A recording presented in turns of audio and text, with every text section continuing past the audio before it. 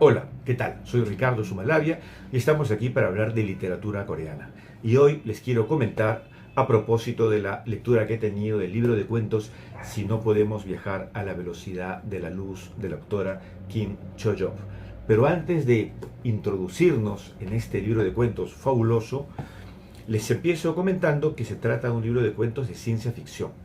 ¿Y qué pasa con la ciencia ficción en Corea? Bueno, rápidamente, de manera sintética, les cuento que ha tenido como, podemos decir, como tres grandes momentos.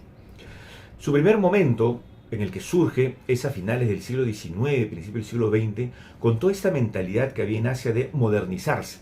Era una situación conflictiva. ¿Por qué? Porque por un lado querían mantener la tradición, las preocupaciones de cada cultura, la cultura coreana, china, japonesa, no querían verse invadidos culturalmente y menos militarmente, por supuesto. Entonces había ese conflicto, esa lucha allí, pero por otro lado no se puede negar que la idea de modernizarse, de poder avanzar como construir una nación, en esas ideas de distintas modernidades tenía que intervenir la cultura, el conocimiento, lo artístico. Y es así que, de manera inevitable, las literaturas extranjeras occidentales van a ir llegando a estos espacios asiáticos, sobre todo a través de Japón.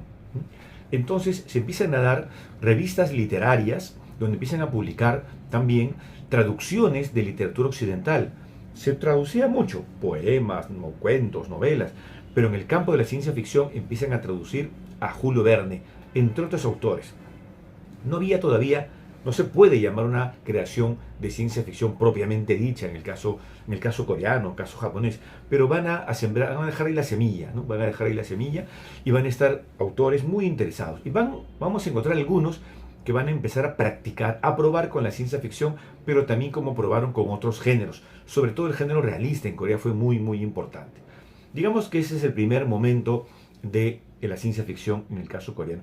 Pero ¿qué sucede? Que luego Corea, a partir de 1910, se anexa a Japón, pasa a ser colonia japonesa hasta 1945, y van a tener mayor influjo de literaturas occidentales a través de Japón. Vamos a encontrar autores coreanos que incluso van a escribir, no en coreano directamente, no van a escribir en Hangul, sino van a escribir en japonés. Esto va a suponer también momentos de crisis. Y va a haber otras literaturas, no solamente la de ciencia ficción, que se van a ir perdiendo allí en ese conflicto, ¿no? Como la literatura policial, por ejemplo, o la literatura fantástica. Entonces, la literatura de ciencia ficción en Corea se va a ir durmiendo, queda al margen, hasta que tenemos la liberación, 1945, tenemos la guerra del 50, el 53, la división de las dos Coreas, y la ciencia ficción va a volver, tanto en Corea del Norte como en Corea del Sur, desde la década del 50 al 60. Claro, va a volver de manera distinta. En el caso del norte, con mucho influjo de la ciencia ficción que se desarrollaba con el modelo, con las propuestas soviéticas, así como las hubo con el realismo socialista, pues con el campo de la ciencia ficción también.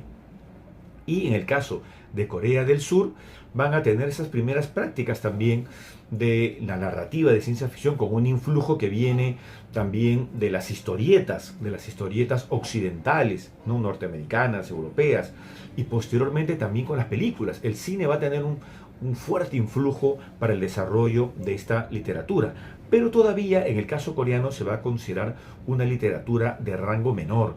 La problemática social era sumamente compleja, intensa, y requerían pues una literatura que dé cuenta, que muestre, que hable directamente de esa problemática.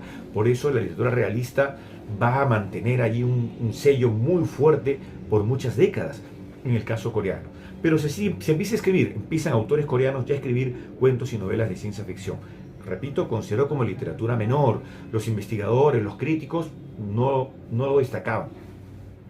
Y llegamos al tercer momento, la década del 90. Aquí, claro, ya la democracia empieza a afianzarse, hay una lucha por la democratización en la estructura social, una lucha también por los derechos de igualdad, hombres, mujeres, y empieza también a haber un cambio en la literatura. Y va a coincidir con el aumento de autoras coreanas publicando novelas, que de eso también vamos a hablar más adelante. Y estas mujeres, también los hombres, van a empezar ya a escribir lo que antes se consideraban como literaturas marginales, literatura fantástica, literatura de horror, literatura policial, los thrillers, y la ciencia ficción entra allí. En algunos casos con sus formatos más puros y en otros también vinculando distintas otras ramificaciones genéricas de la narrativa.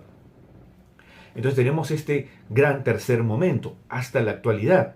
Y aquí nos encontramos pues con Kim Cho-yeop, que es una autora bastante joven, forma parte, podríamos decir, de esa segunda generación de autoras coreanas que ya tienen una relevancia internacional.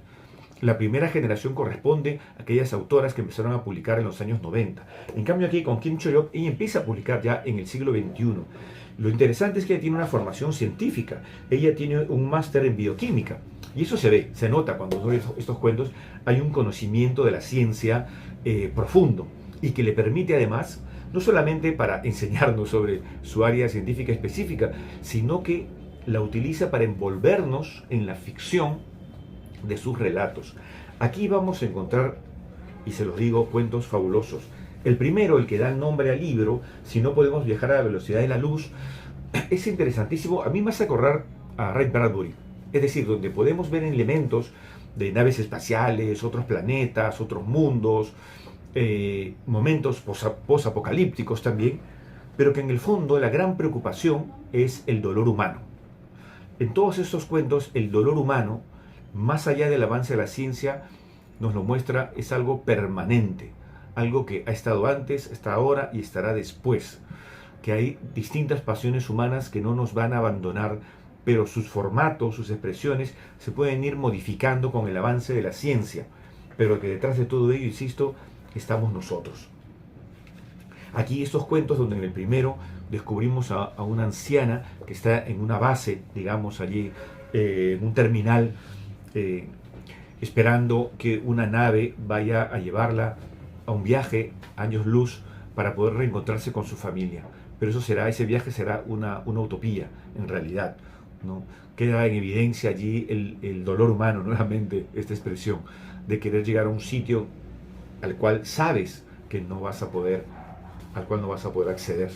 No le estoy spoileando, no le estoy contando el final, pero la idea es para poder comprender mucho mejor aquí el dolor de la protagonista.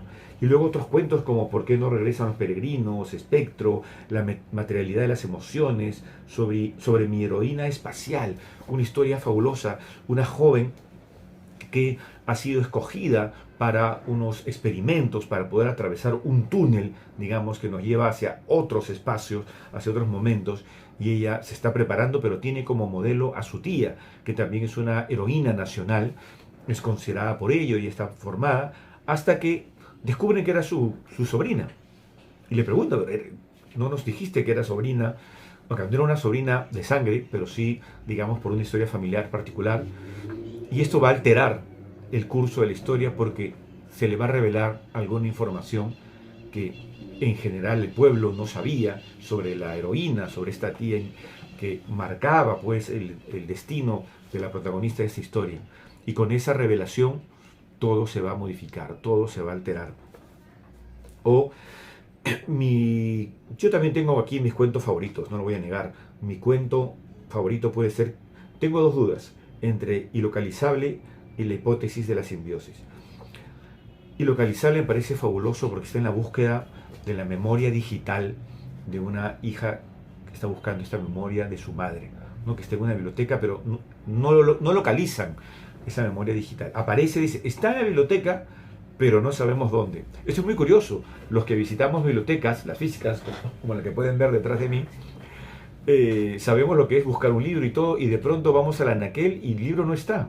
Buscamos en el fichero automático o a través de las computadoras y nos dice que no está prestado. Por lo tanto, está en ese espacio físico, pero el libro ha sido movido de su sitio. Eso pasa aquí con la memoria digital de esta madre, ¿no? Pero y la gran pregunta es, ¿por qué estás buscando la memoria digital de tu madre, con la cual, nos vamos enterando, ha habido aquí una relación muy conflictiva entre esta hija, el hermano de la protagonista, y esta madre, ¿no? Allí es algo que también vamos a descubrir. Pero estas historias de ciencia ficción, además, hay que decirlo, no solamente muestran el dolor humano que ya menciono, aprovechándose de todas las tecnologías y lo que podría pasar con el planeta Tierra, en el avance, del desarrollo tecnológico, científico, el conocimiento de otras sociedades, cómo puede ser el contacto con esos otros mundos, que aparece también aquí en algunos de los cuentos fabulosos de este libro, sino también que Kim Yo-yo pone en evidencia su preocupación como autora también y como mujer. ¿Qué va a pasar con las mujeres en sociedades futuras? Y aquí va planteando distintas alternativas. Digamos, la reivindicación de la lucha de las mujeres, que es algo que viene del pasado y muy actual, sobre todo en la sociedad coreana desde los años 90, que se evidencia con más fuerza, ahora en el siglo XXI también, con todos los movimientos que hay en Corea, de qué manera esto va a afectar el futuro de estas mujeres.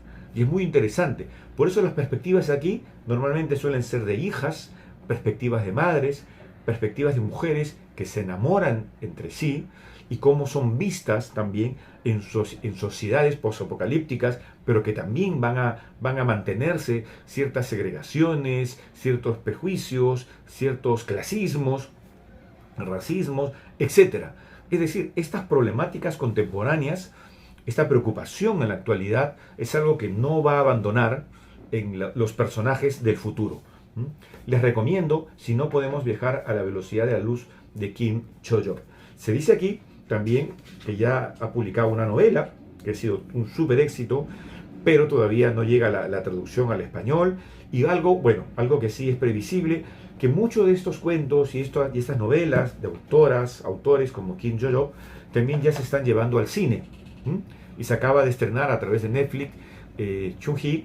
También les recomiendo la película, la vi ayer, pero no voy a hablar de la película por este momento, pero fue inevitable al ver la película y pensar aquí en los cuentos de esta autora. Les recomiendo, vean la película Chung-hee, que está en Netflix, y lean también este libro de cuentos. Una maravilla, ¿sí? Bueno, conmigo entonces, hasta nuestra próxima emisión para hablar de literatura coreana. En este canal, Ricardo Sumalabia.